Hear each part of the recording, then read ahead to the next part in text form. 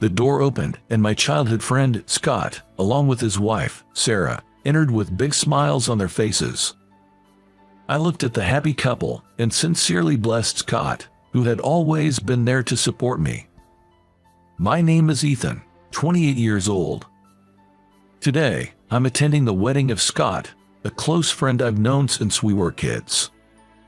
I've had a limp ever since I was diagnosed with Perthes disease as a child. Perthes disease is a condition where a part of the hip bone dies off, and I was diagnosed when I was 12. I grew up in a rural area in the mountains, similar to the Appalachian region, so it was hard to find good doctors. But Scott was always there for me, caring and being by my side. The bride, Sarah, seems calm and is such a pleasant lady. Congrats, Scott and Sarah. I clapped joyfully for them multiple times. Given that Sarah is a hairstylist, many of her friends from the bride's side looked glamorous and stylish. There were even some famous models, regulars in magazines. Even the groom's buddies seemed quite excited about that. I was focused on Scott's wedding, but some even left their seats to ask those models for photos. Come on, what are you doing? This isn't a mixer party. Focus on Scott and Sarah. Though I was irritated, I didn't have the courage to reprimand them. Because when I get up limping, people usually give me a strange look due to my limp. I've gotten used to it, but it's still not a good feeling. The most challenging thing since I was diagnosed with Perthes disease was obstructing others because of my slow walking pace. Being stared at or getting annoyed looks from strangers is an everyday occurrence. Some were rude, getting mad at me for no reason, causing endless troubles. So, being in a crowd, like today, is where I'm most nervous and is something I really dislike. But for Scott, my dear friend, I traveled using unfamiliar trains to be here. So, I was extremely careful not to get in the way of those taking photos and making a fuss. The ceremony ended without a hitch under the clear blue sky. Scott and Sarah, with big smiles on their faces, were showered with colorful flower petals. The flower shower had begun. I was on the church stairs, holding petals, saying congratulations to them with all my heart. The flower shower ended peacefully, but when I was about to go down the stairs, I expected it, but something unfortunate happened. Someone shouted from behind, "Hurry up, you're too slow." As expected, an impatient woman's voice echoed. To be honest, stairs are the most challenging thing for me with my limp. I can't go down quickly, but I try my best not to inconvenience everyone. I felt like I was a burden again. My euphoria from celebrating Scott just moments ago vanished instantly. When things like this happen, apologizing is the only option. I've learned this the hard way in my life. I quickly moved to the side of the stairs, holding the railing, saying, "I'm so sorry, please, go ahead." I gestured them to pass by. I thought that was that. But then, that comment was very rude. An elegant middle-aged woman, dressed sharply in what looked like a formal outfit, held my shaky hand. "Take your time and be careful," she said, accompanying me down the stairs. I somehow managed to get to the bottom floor and said, "Thank you so much, you truly saved me." Hearing this, the woman slowly shook her head.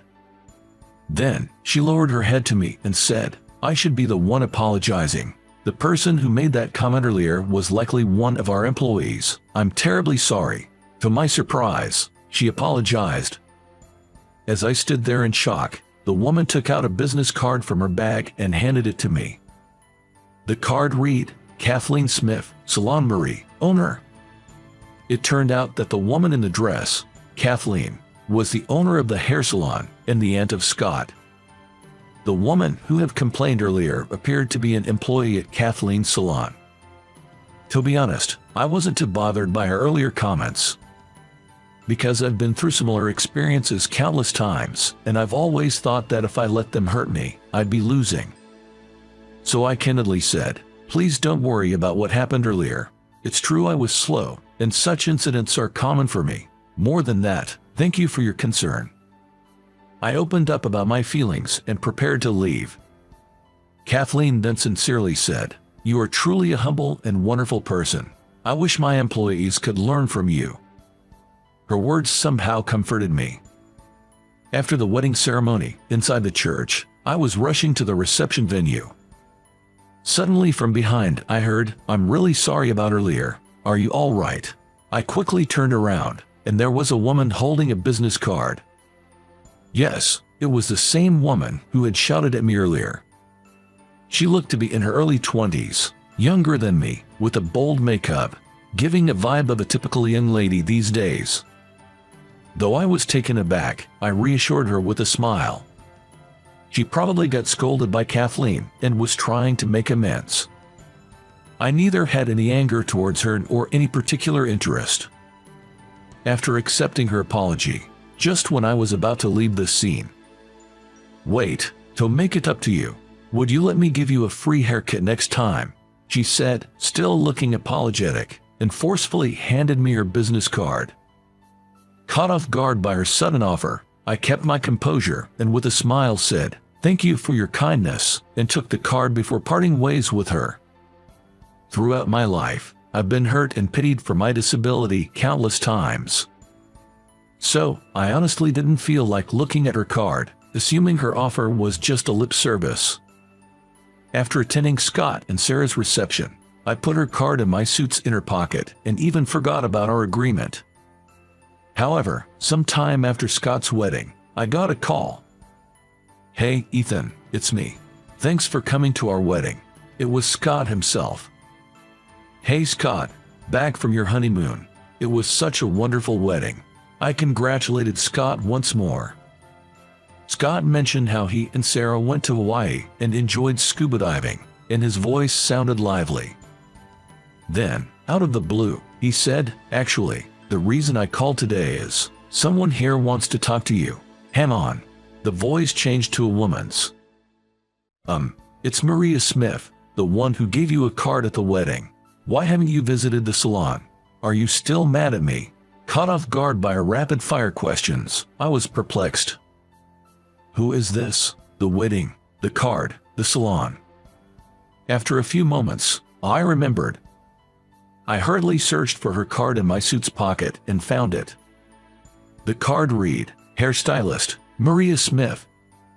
I honestly explained the situation to Maria. "It's okay, I'm not mad at all. I just forgot about our appointment. I'm so sorry." Hearing my apology, Maria sounded genuinely relieved. "Got it. Just let me know when you're available. I promise to give you the best haircut as an apology." I was puzzled by her insistence, but I thought, why not, and made an appointment for a haircut. The day of my appointment with Maria. After finishing work, I went to the hair salon where she works. It's already past 8 p.m. Since it's after business hours, only Maria was left in the salon. From what I gathered, Maria seems to be an apprentice hairstylist. While she was cutting my hair, she told me that she practices cutting and curling hair late every day, aiming to win the next hairdressing competition. But then, she paused and said, "My boss favors others and lets them participate in the contests. That's why I never get a chance. I'm still just an assistant, stuck washing hair." I began to resent the other staff members, and I couldn't enjoy my job as a hairstylist. Maria's story was candid and touching. Then she continued. "At Scott's wedding, I got scolded big time by my boss. She said that narrow-minded people, those who can't be happy for others, can't win in contests, no matter how skilled they are, that they're failures both as hairstylists and as human beings." It really got me down. Then Maria revealed a surprising fact. At that wedding, I was heartbroken. Turns out, Scott is my cousin, the older brother I've always looked up to, but he got taken by Sarah, the top hairstylist in our store. I'm totally outmatched by Sarah, both professionally and personally. That's why I was so frustrated and treated Ethan so badly at the happy event. I'm truly sorry. I couldn't help but ask something that was on my mind. "So, are you by any chance Kathleen's daughter?" When I asked that, Maria looked embarrassed and nodded. After listening to her whole story, I couldn't help but laugh. So, that's what's been bothering you. I feel the same way, exactly the same. Maria looked puzzled, but I kept talking. I used to feel the same way. I'd look at able-bodied people and wonder, why isn't happiness coming my way? Why does my life have so many challenges? But no matter how much I worried, nothing changed. So I realized I had to change. I had to fully accept my situation. Thinking back, I used to get frustrated and take it out on my family. But once I took the first step, I met Scott, a truly kind-hearted best friend. I realized that while I might not be athletic, I was good at studying. After a lot of hard work, I managed to get into a prestigious college's science department. Now, I'm doing pretty well in a big company. I've learned to avoid people who find me annoying, and to genuinely appreciate those like Kathleen who helped me. When I shared this with Maria, she was crying. You're absolutely right. I've been too focused on my insecurities. I'll try to live more honestly and sincerely. Your words really resonated with me. Thank you. Every time she cried, her thick foundation and heavy mascara ran. Upon closer look, her skin was very clear, and she looked much cuter without makeup. You don't have to be perfect like Kathleen or Sarah. You have your own unique qualities. Keep it up. While I was encouraging Maria, I was also cheering myself on. I need to work hard and learn from her. 1 year after Scott's wedding, I visit the Salon Marie once a month to get my hair cut. Of course, my personal hairstylist is Maria.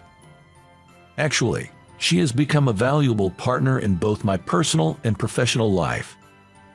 As I started to date her and listen to her work challenges, I was drawn to her sincerity and hard-working nature. After we got together, Maria let go of her unnecessary insecurities and started focusing more on her job as a hairstylist.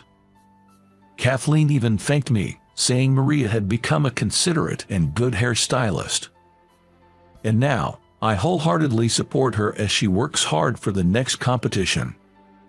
I hope that in the near future, Maria will become the #1 hairstylist.